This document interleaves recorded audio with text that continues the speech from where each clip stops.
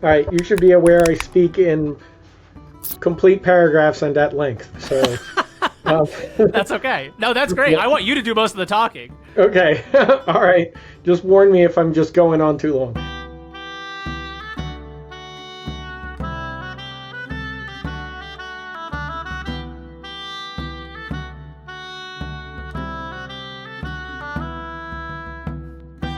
MUDs are the original online worlds. When we think about what MMOs or holodecks or VR worlds like depicted in anime like Sword Art Online or whatever, all of that starts with text MUDs. And they have been around since 1978. They don't look like an MMO. They're not VR. They're not even graphical at all in their original form. They're just text. But that doesn't mean that they don't have game servers with simulated places and hundreds of people running around that you can interact with in real time. They do. So that means everything that you've seen in MMOs happened in the text MUDs. All of it happened. We have 40 years of history there to go look at and lessons to learn. Generating systems in text can be freeing because it's really low cost. It's super fast to iterate. So it's really easy to try doing things that with graphics are very expensive. Legend MUD, which I worked on, we had a quest that was based on Kipling's Jungle Book. And there was a moment where you can go to the city of the Bandar Log, the apes, and see that it used to be an inhabited ruined city. And if you did the quest right, all the apes transmogrified back into the people that used to live there. All the ruined environment returned, only sort of ghost-like and translucent. And then over time, the illusion broke, almost like soap bubbles popping over time. That would be just phenomenally expensive to do today in graphics, right? But you could do it fairly easily in text. So you had the ability to experiment with ideas and try lots of new things pretty cheaply. Early text MUDs were running in timeshare slices in temp space on computer lab computers with less power than my Apple Watch. They had to be very efficient, and you couldn't go too crazy with simulation and highly detailed systems. That said, in the very first major MUD, MUD 2, done by Bartle and Trubshop, if you had a glass of milk and you stepped into a river, the water would wash away the milk in your glass. Which is something that today we don't go anywhere near that level of detail in our games. MUDs got going in the late 70s, but their real flourishing started in the late 80s through about the mid-90s and into the end of the 2000s, before MMOs started to dominate. There were a variety of smaller projects, but most people weren't really aware of them, right? They ran on university computer systems by and large. You mostly had to be a grad student in comp sci to have access to a Unix account in the 80s, right? That kind of thing. So they weren't really widely available until the late 80s to early 90s.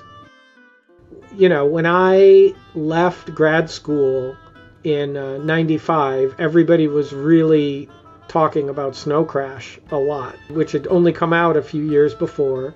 And people were starting to see the internet as a thing that was going to make a massive difference. And MUDs rode that wave, right? MUDs were the closest thing to an actual cyberspace, the closest thing to a metaverse that had been seen on Earth at that point.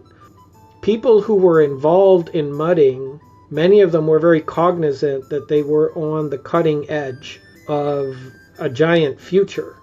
MUDs had more than one major subgenre, and they're subgenres that would still be familiar today.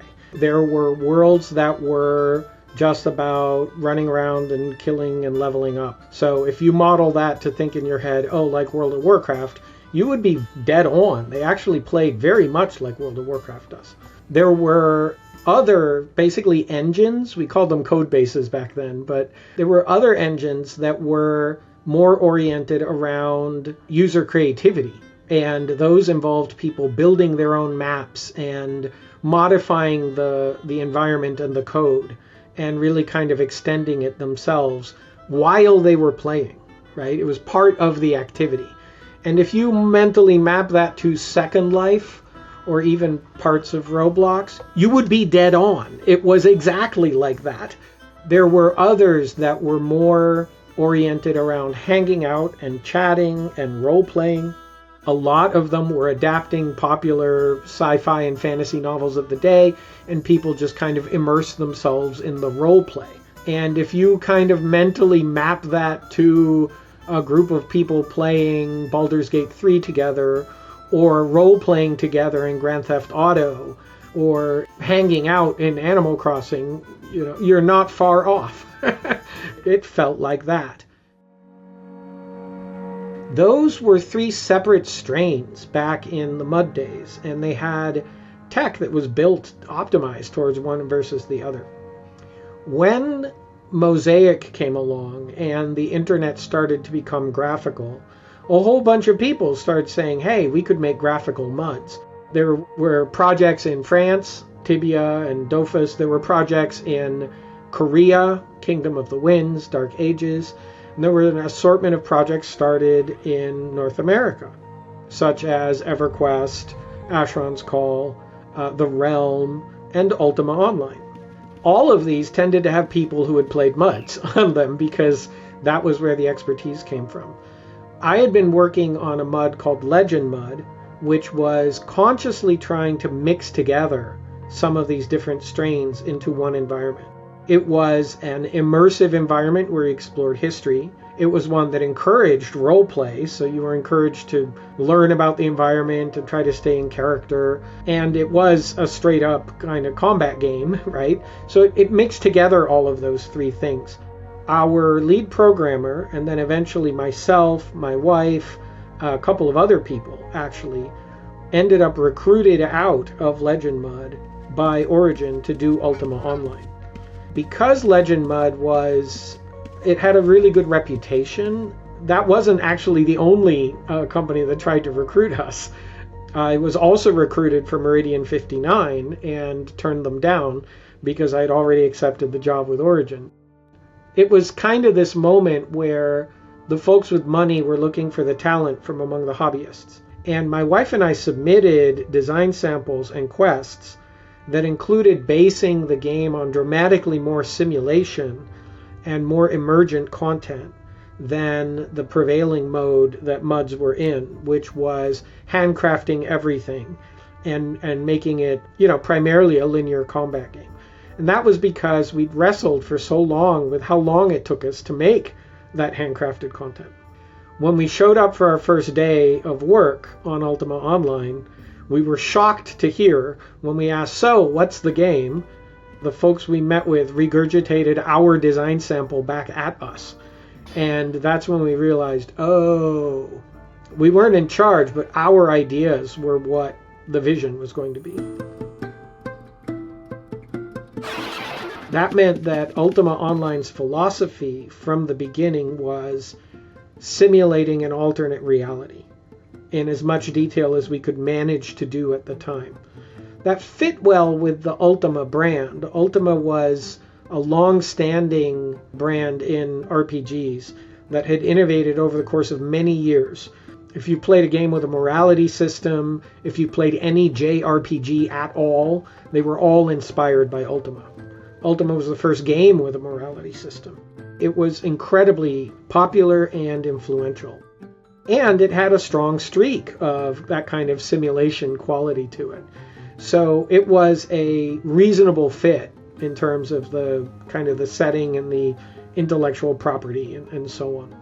The other interesting thing was that that initial core team was recruited from backgrounds that included all of the different MUD code bases. So all of those different technological approaches to problem solving that were solving 3 different problems in the MUDs were blended together in our approach. From the beginning, UO was kind of a synthesis of all the development that had happened in MUDs up to that point. And we were very consciously trying to reinvent what MUDs and virtual worlds could be and not just port them over to graphics.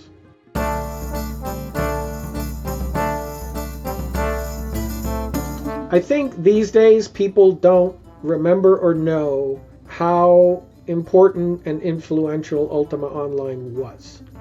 There were other RPG series that were getting going, such as the Elder Scrolls series, which was relatively new at the time, that had some similar philosophies to them. But at that point, RPGs were actually considered a near-dead genre. They hadn't been revived yet by the incredible popularity of Diablo. Many features that came over from mods, the implementation that became the reference implementation was Ultima Online's. Today, if you craft anything in a game, it is because of Ultima Online. Ultima Online predated The Sims, and you were decorating house in 2D and building bookshelves and all of that kind of thing. If you've customized your avatar and had clothing show up on your figure, you can credit Ultima Online for kind of mainstreaming all of those sorts of features. Like, we're talking, this was a video game that landed in Wired and the New York Times and so on, where think pieces were being written about it, about the ways in which it was revealing of human nature and things like that. Today, it's dated looking, it's 2D, it's isometric graphics. It has been obscured by the giants that came after it, EverQuest, World of Warcraft, and so on, that achieved larger levels of popularity. But the things that UO brought to the table ended up getting adopted everywhere across video games. There were plenty of online games that were commercially successful and quite lucrative prior to Ultima Online, but most of them had been, virtually all of them actually, had been on the closed online services. They were on America Online, right, AOL, and on competitors like Jayne. Those had niche audiences, tens of thousands.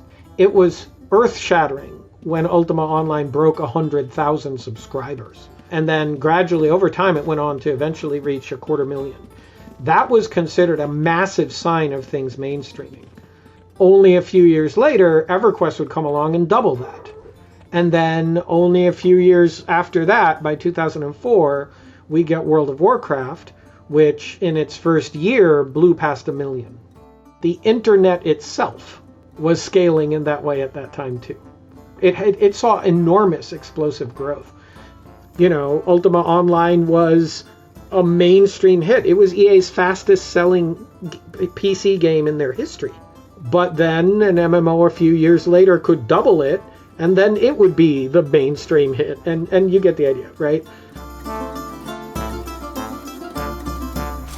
I don't have that. They had one massive innovation, which was, I call it the quest-led game. They set up quest paths through the entire game.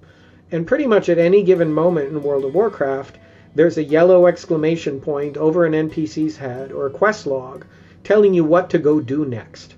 Just like today, that's in all the games, right? You play Assassin's Creed and it's basically, I've got this giant to-do list hovering over on the side of my screen. The underappreciated thing was what that ended up meaning for that chat time. Because it turns out if there's a glowing yellow exclamation point, there's this pressure to go chase it at all times. And when it wasn't there, you spent half of your time standing around chatting. So an effect was that it made World of Warcraft less social. This was something that could be empirically seen. Role players have a lower XP per hour earning rate than combat players, because the role players are spending time chatting. And it's measurable. But if the whole game says to you, but you can't play with your friends if they're of a very different level than you, then the role player goes, well, I can't talk anymore. I have to go grind experience points to stay level with my friends. And then the game gets less role play. This is subtle, right? Like this wasn't an intended consequence. It wasn't even an intention in the design. It was just, how do we guide you a little more, make it a little easier to see what to do next? But the incentive structure is so powerful that it shapes the player behavior in radical ways.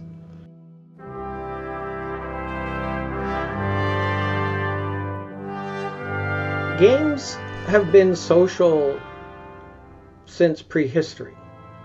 In fact, there's a great case to be made that the single-player game is the weird thing. When you look back at the history of pre-digital games, they were virtually all multiplayer. The solitaires are very rare historically. The other design thing that is very unusual, if I mention the game Fox and Geese, I think, this is a classic old tabletop game, a folk game. I think many of your viewers would actually not even know what it is, because so many of the board games we played prior to video games had all of the players playing the same game against each other. Whether it is 6 people moving marbles together in Chinese checkers or whatever, whether it's 2 people across a chessboard, whether it's 4 people around a Monopoly table, they're all doing the same thing. Fox and Geese was a game where one side played a fox and the other side controlled a flock of geese. That is what most video games are like today. They're including the single player ones. The computer controls a flock of space invaders and you control one shooting turret, and so on, right? So I think of this as symmetrical versus asymmetrical sides in a game. What computers enabled was single-player games, and because computers and people, particularly early on, had very different capabilities and still do, most of the games made were ones where you are playing against the computer, and the computer is playing a very different game against you than you are playing against the computer. Both of those things are historically kind of aberrant. And one of the things that we shouldn't forget, like in Germany, people go on board game dates in order to figure out how each other think, because it's a great way to size someone up. Games have always been social lubricant. There have always been games at the watering holes and the bars and taverns, all through history. It's a way to socialize and a way to come to understand other people. If you think about what that means for video games that lean in the other direction, it's such a human impulse to still interact with them in a multiplayer way, even if they're not built to be interacted with that way. And so you get the single-player games of the first couple of console generations were still mostly played by a passel of kids on a couch, passing the controller around between them, even though it was a one-player game. And today we see single-player games surrounded by multiplayer achievements and Let's Plays and Twitch streams and you name it. It's like all this effort is going into taking a single user activity and making it into a social experience again. Connectivity enables that to happen from the get-go. And virtual worlds, which are at heart simulations of places that you then put some games in, as opposed to being a game. I think that's a really important distinction. They are first and foremost a social space in which to interact with others. Yes, even Final Fantasy, even World of Warcraft. They're places first, and the game happens to be in the space. And the question is, how much of the space does it take up, and how much does it let you do other things? I think the big difference between online sandboxes and other kinds of online games is that they have enough space in them for the other forms of human activity to flourish. The other thing that ends up happening in persistent worlds is that the different ways to play can be tied together via other kinds of incentives. The chef needs somebody to go get his ingredients. If the ingredient is from a monster gizzard, then he needs that warrior to be able to play his chef game. And that warrior might need the armor smith to be able to play his warrior game. And the armor smith probably needs a miner to be able to play his armor crafting game, and so on. In sandbox games, ever since UO and a couple of the MUDs before it, Dart Mud in particular, that idea of if you start building up enough roles, you actually start mimicking the interdependency of a society. Well, that idea is very powerful. It means people can each play the way they like, and they matter to each other anyway. And that builds up social ties and builds up an awareness of the importance of people who aren't like you, because you come to realize you depend on them for your way of being to exist. And that's just more honest to real life, frankly, than the idea that everybody is a combatant, and can make the game serve that role of being a third place, a place to socialize in a much more robust way.